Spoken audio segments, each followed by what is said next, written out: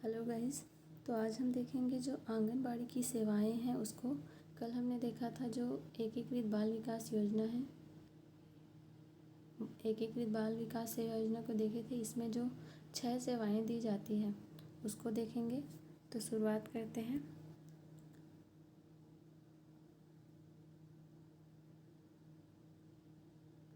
एकीकृत बाल विकास सेवा योजना के अंतर्गत जमीनी स्तर पर कार्यक्रमों के संचालन के लिए ग्रामीण तथा शहरी क्षेत्रों में निर्धारित मापदंडों के अनुसार आंगनबाड़ी केंद्र संचालित किए जाते हैं।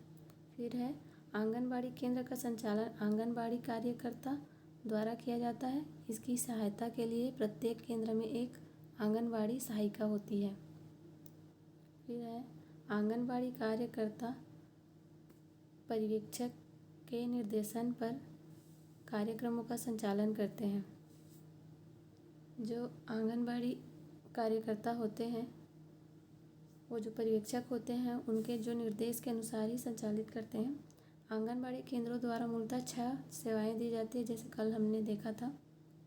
इसमें पहला है पूरक पोषण आहार, दूसरा है रोग प्रतिरक्षण या टीकाकरण, तीसरा है स्वास्थ्य एवं पोषाहार शिक्षा, चौथा है स्वास्थ्य जांच, पांचवा है शाला पूर्व अनौपचारिक शिक्षा जो 3 से 6 वर्ष के लिए बच्चों के लिए होता है। फिर है परामर्श सेवाएं।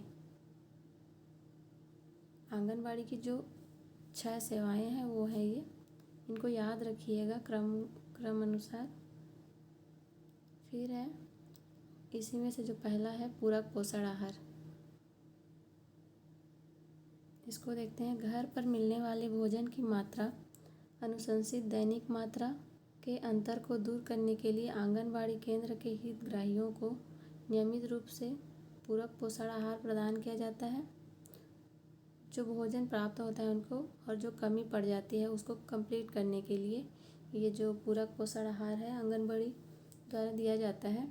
इसका उद्देश्य गरीब एवं कमज़ोर वर्ग के 6 माह से 6 वर्ष तक के बच्चों एवं गर्भवती एवं धात्री माताएं, जो गर्भवती स्त्रियां हैं और जो धात्री माताएं मतलब जो दूध पिलाने वाली या स्तनपान कराने वाली जो माताएं हैं के पोषण की स्थिति में सुधार लाना है, उनके स्वास्थ्य की देखभाल करना है। इसके अंतर्गत 6 माह से 6 वर्ष से कम उम्र के गरीब बच्चों, गर्भवती व दूध पिलाने वाली माताओं तथा किशोरियों की पहचान हेतु परिवारों का सर्वेक्षण किया जाता है। फिर है पूरक पोषण आहार में कम से कम 25 दिन देना आवश्यक है। इस तरह साल में न्यूनतम 300 दिन पूरक पोषण आहार प्रदान किया जाना आवश्यक है। पूरक पोषण आहार का विवरण है निम्नानुसार। 6 माह से 6 वर्ष के सामान्य बच्चों को 300 कैलोरी पोषक तत्व एवं 8 से 10 ग्राम प्रोटीन ये। फिर है 6 माह से 6 वर्ष के गंभीर कुपोषित बच्चों को 600 कैलोरी पोषक तत्व एवं 16 से 20 ग्राम प्रोटीन, जस्ट उससे डबल हो जाएगा। जो ऊपर वाला है सामान्य बच्चों के लिए 300 और जो प्रोटीन है वो 8 से 10 ग्राम। जो गंभीर कुपोषित बच्चे हैं उनको उससे डबल 600 कैलोरी और जो प्रोटीन है 16 से 20 ग्राम। फिर है गर्भवती महिलाएं, शिशुवती माताएं एवं किशोरी बालिकाओं को 500 कैलोरी पोषक तत्व एवं 20 से 25 ग्राम प्रोटीन। फिर देखते हैं 3 से 6 वर्ष आयु के सामान्य एवं गंभीर कुपोषित बच्चों को पूरक पोषण आहार। आंगनबाड़ी केंद्रों में आने वाले 3 से 6 वर्ष आयु के सामान्य मध्यम एवं गंभीर कुपोषित बच्चों को गर्म पके हुए भोजन में चावल, रोटी, मिक्स दाल, सब्जी, गुड़ तथा सप्ताह में 3 दिन नाश्ते में रेडी टू ईट फूड का हलवा, 3 दिन पोहा का वितरण किया जाता है। फिर है नाश्ता एवं चावल आधारित गर्म पका हुआ भोजन स्थानीय जो स्व सहायता समूहों के माध्यम से दिया जाता है। जो चावल है वो शासन द्वारा दिया जाता है। फिर है प्रदेश में लगभग 17,844 महिला स्व सहायता समूहों द्वारा नाश्ता तथा गर्म भोजन का प्रदान किया जा रहा है। पूरक पोषण आहार सप्ताह में 6 दिन देना आवश्यक है। फिर आ जाते हैं 6 माह से 3 वर्ष आयु के सामान्य एवं गंभीर कुपोषित बच्चों तथा गर्भवती एवं शिशुवती माताओं के लिए पूरक पोषण आहार। टेक होम राशन मतलब जो घर ले जाने वाले राशन होते हैं। टेक होम राशन के अंतर्गत हितग्राहियों को गेहूँ, रागी, मूंगफली आधारित रेडी टू ईट फूड दिया जाता है। रेडी टू ईट फूड सप्ताह में 6 दिन दिया जाता है, जो निम्नानुसार है। उसकी जो मात्रा है वो 6 माह से 3 वर्ष आयु के जो सामान्य बच्चे हैं उनको 125 ग्राम प्रतिदिन। 6 माह से 3 वर्ष के गंभीर कुपोषित बच्चों को 200 ग्राम प्रतिदिन। गर्भवती महिलाओं को घर ले जाने हेतु प्रतिदिन 150 ग्राम। शिशुवती माताओं को 150 ग्राम। फिर है रेडी टू ईट फूड का निर्माण छत्तीसगढ़ बीज विकास निगम द्वारा किया जाता है।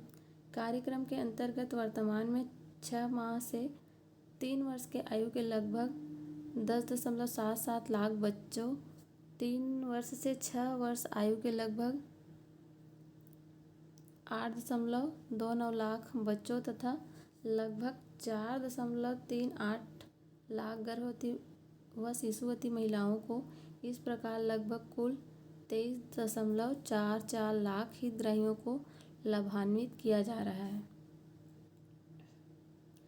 फिर देखते हैं जो दूसरा है रोग प्रतिरक्षण या टीकाकरण। आंगनबाड़ी की निर्धारित सेवाओं में टीकाकरण अत्यंत महत्वपूर्ण सेवा है।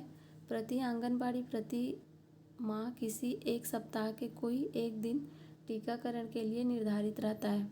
उक्त दिवस में आंगनबाड़ी केंद्र में बच्चों, गर्भवती माताओं का टीकाकरण किया जाता है। टीकाकरण के दौरान हितग्राहियों की स्वास्थ्य की जांच की जाती है। टीकाकरण में रोग प्रतिरोधक क्षमता बढ़ जाती है तथा निम्न जानलेवा बीमारी से बचाया जा सकता है। पहला है टिटेनस, पोलियो, गलघोंटू, काली खांसी, खसरा और तपेदिक। फिर आ जाते हैं जो राष्ट्रीय टीकाकरण कार्यक्रम में बच्चों को दिए जाने वाले टीके हैं उसको देखते हैं। इसमें बहुत सारे हैं, सबको आपको नहीं देखना, कुछ कुछ जो इम्पोर्टेंट है उसको याद रखना पड़ेगा आपको। जैसे टीका है, फिर कब देना है, उसका खुराक क्या होगा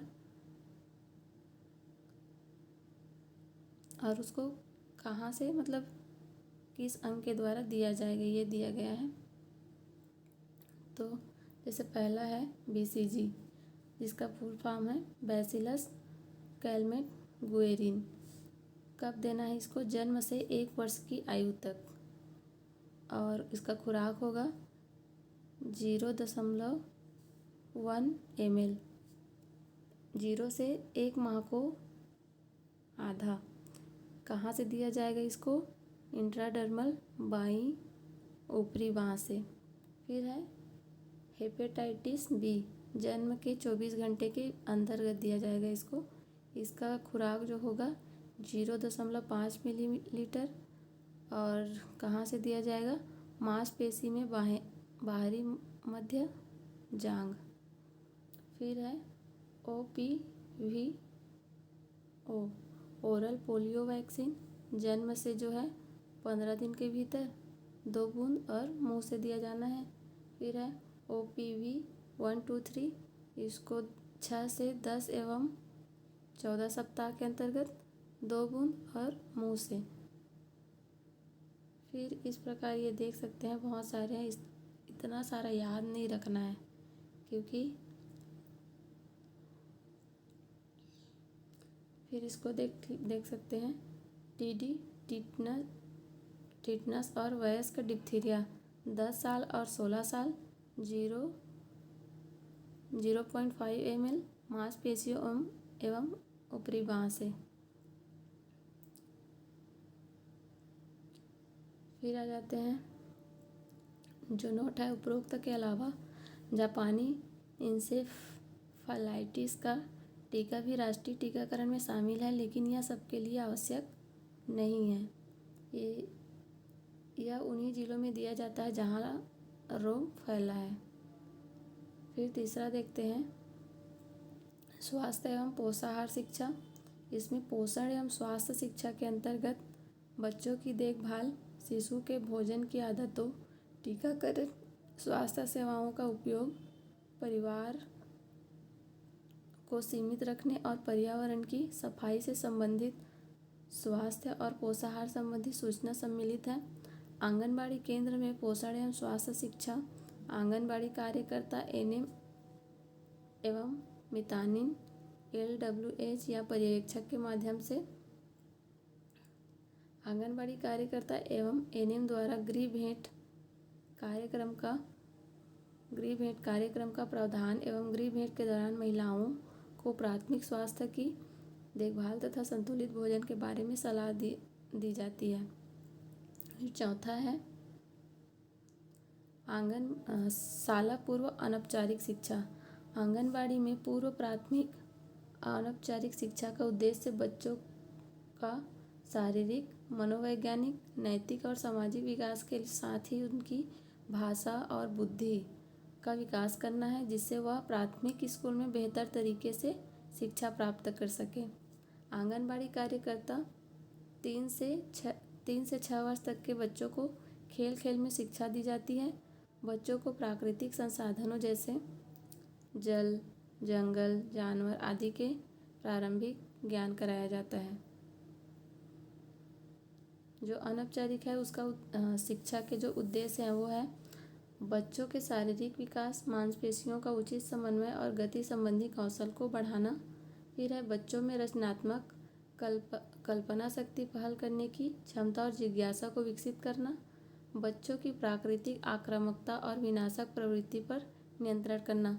जो बच्चे जैसे गुस्सा करते हैं उसका नियंत्रण करने के लिए भी ये जो अनौपचारिक शिक्षा है महत्वपूर्ण है। फिर है बच्चे के बौद्धिक, भावात्मक विकास एवं अपनी भाषा में अपनी बात कहने की योग्यता पैदा करने में मदद करना। स्वास्थ्य और निजी सफाई की अच्छी आदतों का विकास करना। फिर है पूर्व प्राथमिक शिक्षा में आंगनबाड़ी कार्यकर्ता की भूमिका। शिक्षा संबंधी कार्यक्रमों का आयोजन, शिक्षा की क्रियाओं के लिए स्थानीय सामग्री का उपयोग, अपनी सामग्री का प्रदर्शन, स्थानीय समुदाय के लोगों को शामिल करना। जो 5वां है प्रत्येक आंगनबाड़ी केंद्र में प्रत्येक माह टीकाकरण के दिन एनएम तथा स्वास्थ्य कार्यकर्ता द्वारा महिलाओं तथा बच्चों की स्वास्थ्य जांच की जाती है।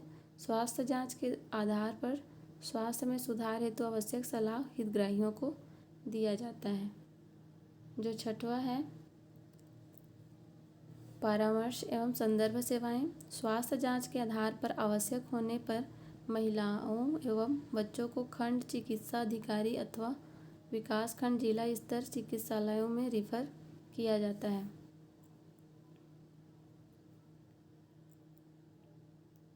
यहाँ पर नोट देखिए, आंगनबाड़ी केंद्रों में इन 6 सेवाओं के साथ साथ अन्य समर्थन सेवाएं जैसे सुरक्षित पेयजल, पर्यावरण स्वच्छता, महिला शक्ति संपन्नता आदि सेवाओं का संकेंद्रण भी किया जाता है, ताकि एकीकृत रूप से समस्त सेवाओं का लाभ अधिकतम हितग्राहियों तक पहुंचाया जा सके।